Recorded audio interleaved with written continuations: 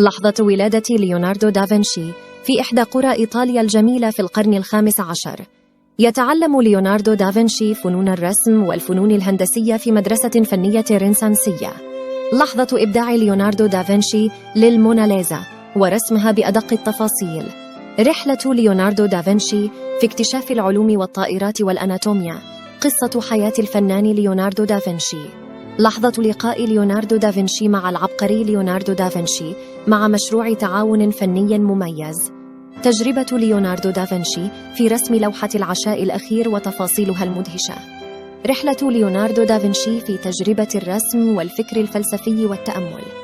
لحظة اكتشاف ليوناردو دافنشي لآلة الطباعة وتأثيرها على الفن. تواجه ليوناردو دافنشي تحديات وصراعات شخصية في رحلته الفنية. لحظة تأمل ليوناردو دافنشي في الفن والعلم والروحانية في نهاية حياته. ليوناردو دافنشي هو واحد من أعظم الفنانين في التاريخ، وله العديد من اللوحات الشهيرة. من بين أشهر لوحاته تشمل لوحة الموناليزا، ربما تكون هذه واحدة من أشهر لوحات الفن على مر العصور. تصور الموناليزا امرأة تدعى ليزا جيرارديني وتشتهر بابتسامتها الغامضة. لوحة العشاء الأخير، تصور هذه اللوحة الشهيرة لحظة العشاء الأخير الذي تناوله يسوع المسيح مع تلاميذه. تعتبر هذه اللوحة عملاً فنياً رائعاً يظهر مهارة دافنشي في تصوير التعبيرات البشرية. لوحة فيتروفيان مركوبة، هذه اللوحة تصور الإنسان الذروي وهو مرسوم بشكل دقيق مع إظهار تناسق الأجزاء المختلفة للجسم.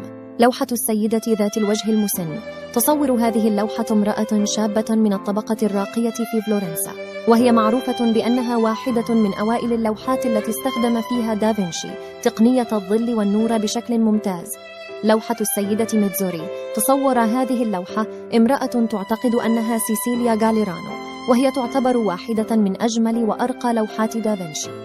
هذه هي بعض من أشهر لوحات ليوناردو دافنشي، وهناك العديد من الأعمال الأخرى التي قام بها وتعتبر رموزاً في تاريخ الفن.